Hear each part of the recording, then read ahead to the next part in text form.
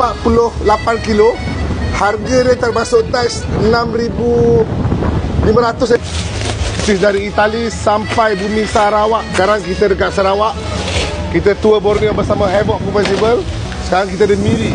Kita akan ke Miri, kita akan ke Sibu, kita akan ke Kuching. 1 bulan. Tak tahu bila kita sampai ni lagi. Bismillahirrahmanirrahim. Ni cheese dari Itali. Yes, alhamdulillah. Cheese baru sampai.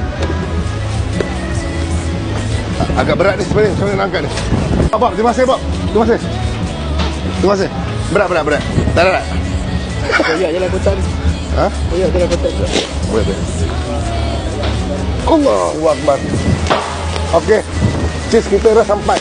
Berat dia dalam 48 kilo. Harga dia termasuk tax 6,500 saya rasa. 6,500. Cabut pula petang baju. Cheese Grana Padano Alhamdulillah ya Allah. Dengan kopek dia. Bismillahirrahmanirrahim. Okey, saya nak beritahu, ini pisau ni Vitorino. Usia dia 20 tahun. 20 tahun saya rasa. 20 tahun. Dari zaman saya belajar. Okey.